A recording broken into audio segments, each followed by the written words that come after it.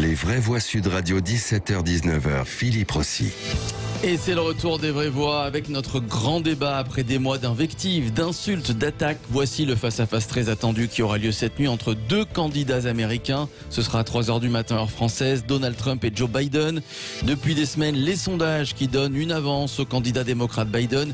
Même s'il s'était trompé en 2016 avec la victoire d'Hillary Clinton, eh bien ces sondages sont encore largement consultés par les médias américains. Et la question que l'on vous pose ce soir, Trump perdant, Biden gagnant, les médias ont-ils enterré trop vite Donald Trump? Vous votez sur les réseaux sociaux, pour l'instant toujours 95% de nos auditeurs qui répondent oui à la question. Vous continuez évidemment, on attend vos votes sur Twitter, sur Facebook et on vous attend, venez débattre avec nous sur le sujet 0826 300 300. Keep America great. Mais criez pas comme ça, je suis pas sourd. You are fake news. Tu mens, il ment.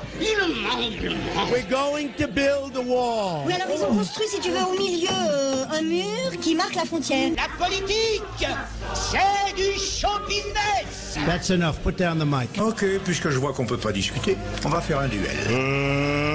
Let's get ready to rumble.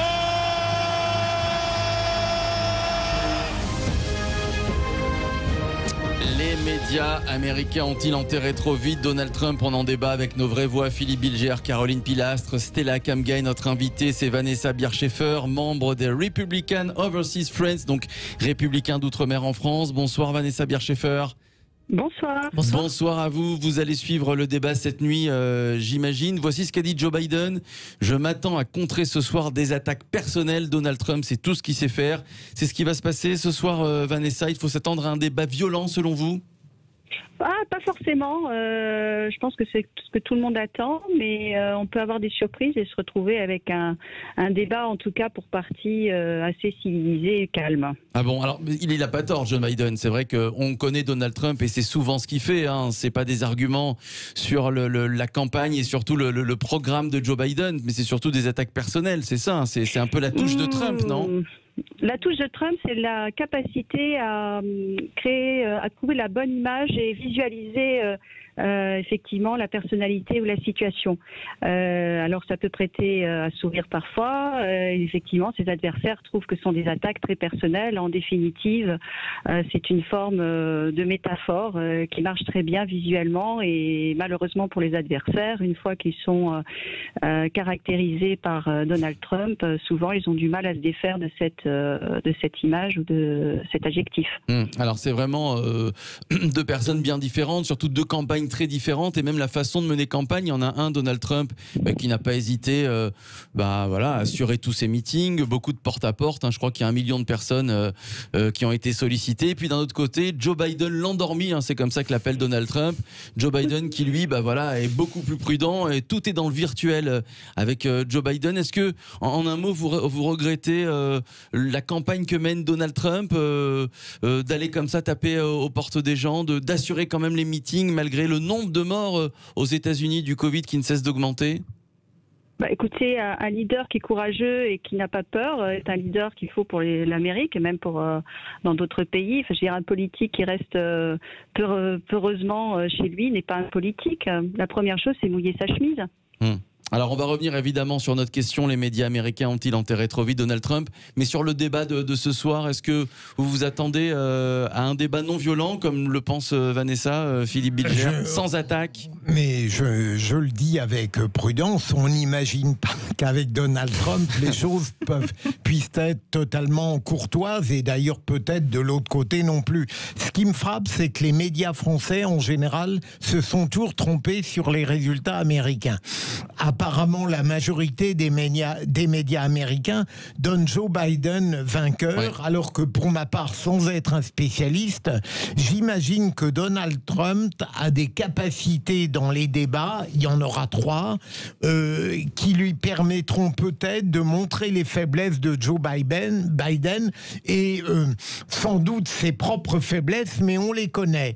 Et donc, si j'avais à parier, je ne dirais pas d'emblée que Donald Trump sera battu. Mais je suis beaucoup moins compétent que notre invité. Vanessa, oui. Caroline Pilastre.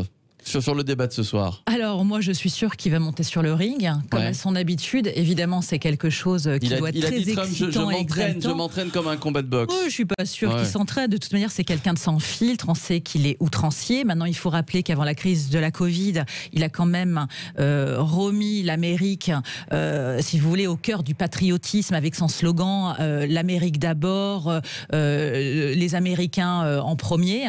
Il a aussi remonté l'économie, ça c'est quand même un constat. Maintenant, la crise de la Covid, pardonnez-moi, mais elle est lamentable. Quand il a eu des sorties comme celle de se désinfecter avec de l'eau de Javel... Attendez, voilà, c'est sérieux. Voilà, et c'est vrai que par rapport à Biden a eu aussi des dérapages. Il avait dit à un Afro-Américain, écoutez, si vous votez Trump, vous n'êtes pas un véritable noir. Et il a parlé de 200 millions de morts liés à la crise de la Covid. Donc, et il compare Trump à Goebbels.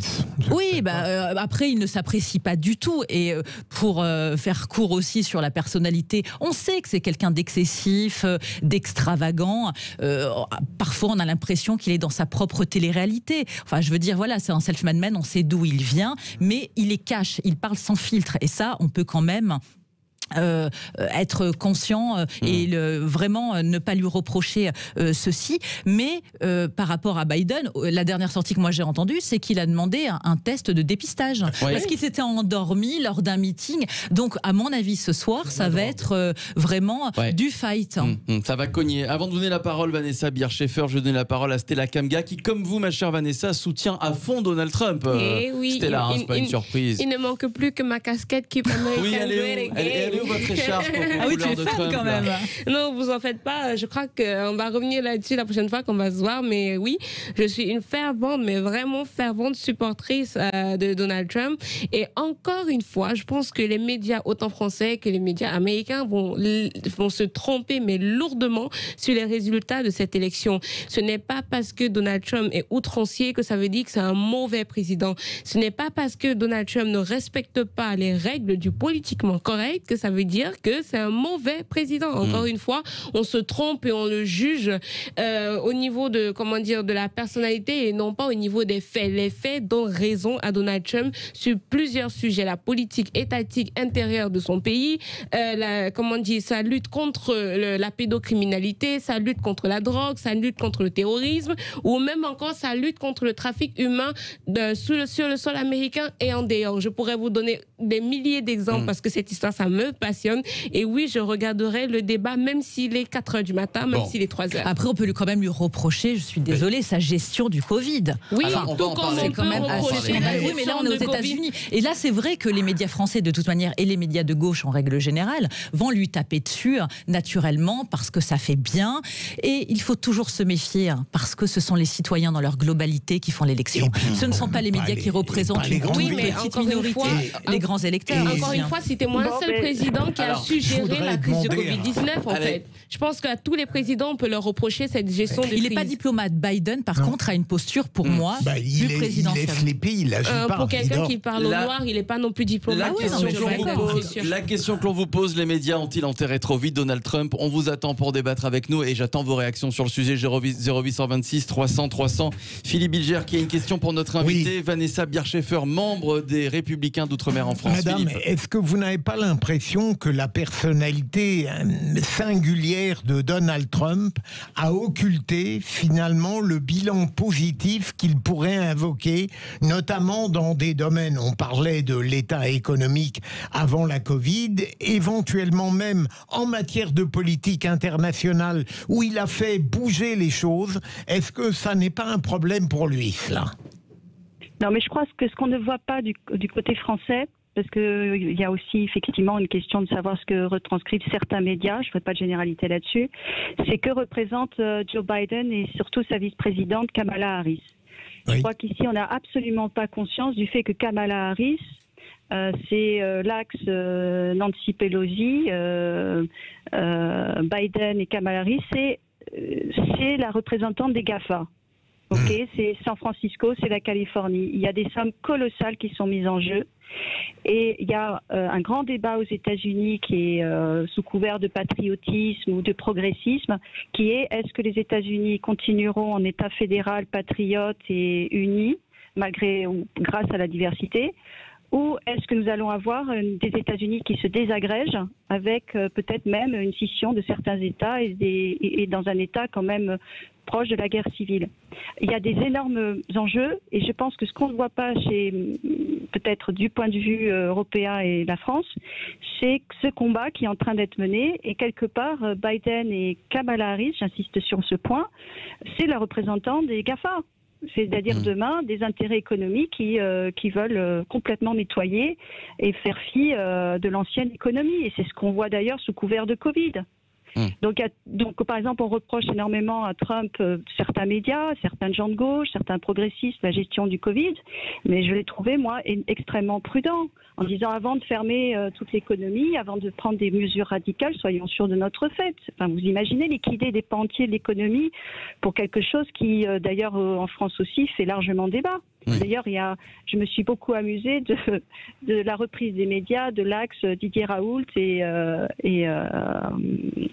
Trump sur le débat sur la chloroquine. Et mes amis américains démocrates, pour le coup, je leur dis: vous êtes tellement aveuglés par votre haine de Trump que vous ne regardez pas le débat de fond, qui est nouvelle, ancienne économie et aussi ce que supposent les mesures drastiques prises au nom du Covid.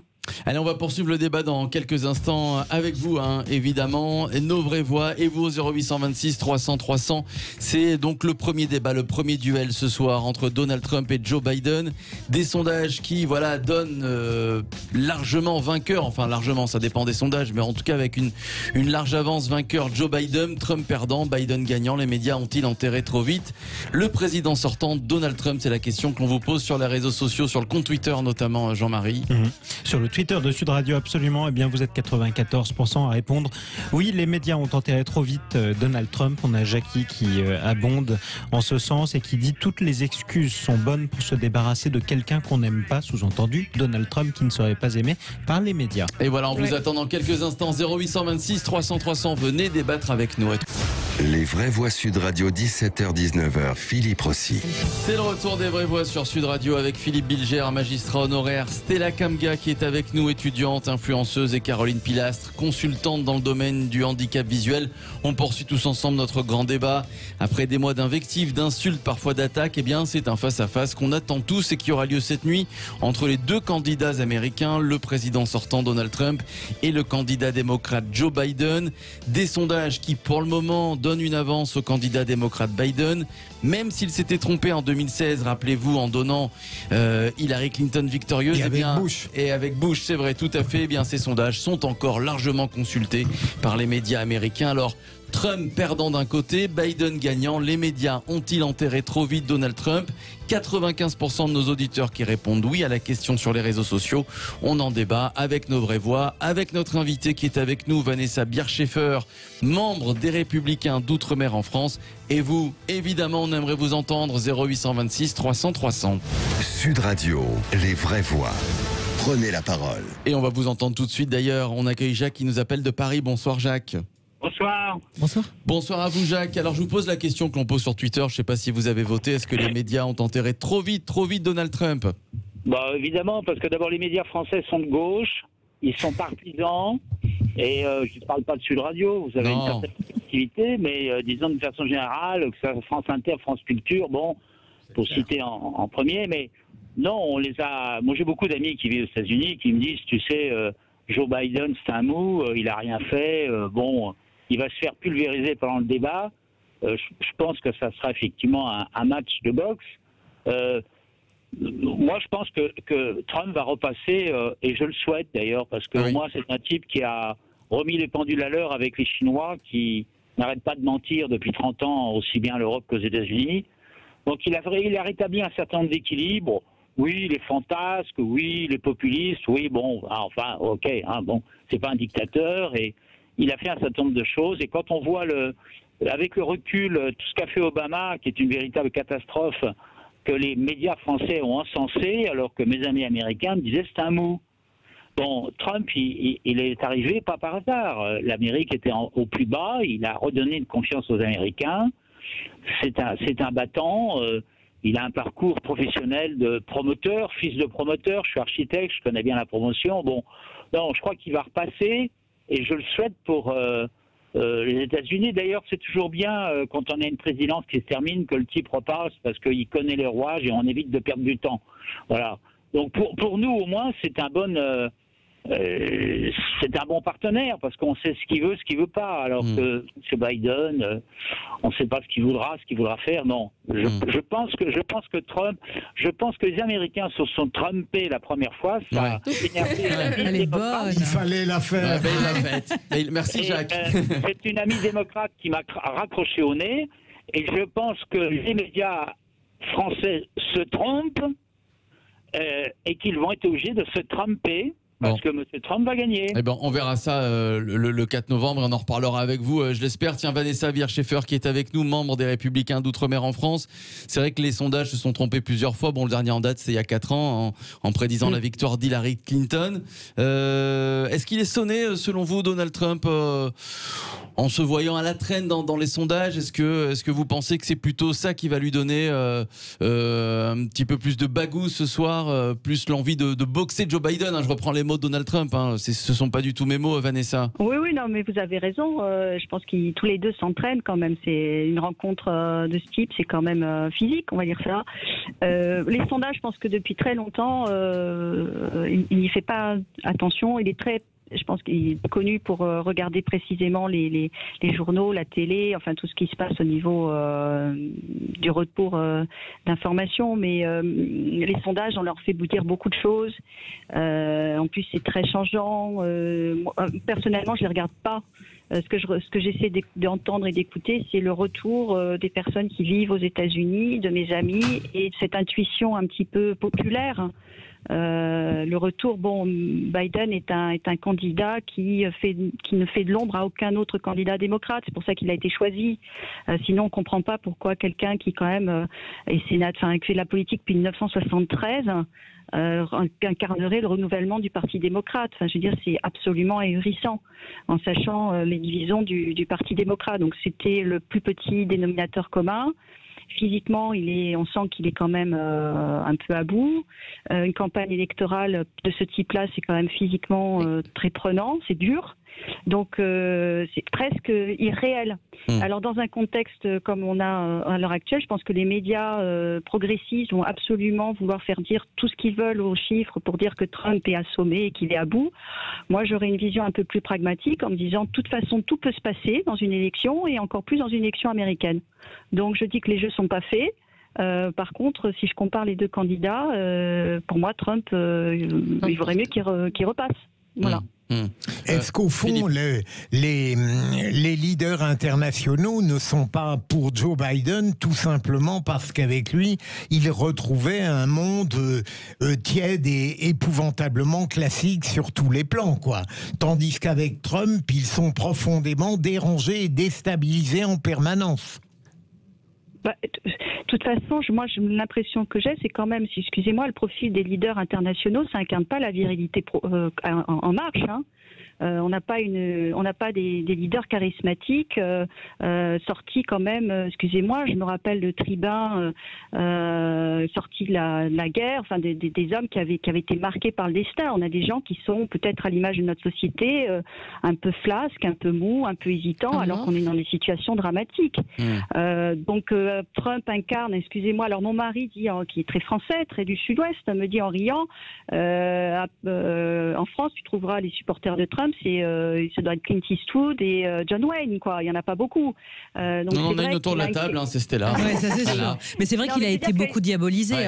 Vous avez raison, madame, par la bonne bien-pensance de l'intelligentsia médiatico-politique. Alors après, moi, ça me fascine toujours, parce qu'en France, on rêve du modèle américain, mais on n'est pas capable de créer un Obama, un Reagan, un Trump. C'est impossible. Ça peut se passer qu'aux États-Unis, quoi qu'il en soit. On va jouer au petit jeu des pronostics pour finir. Il nous reste quelques secondes.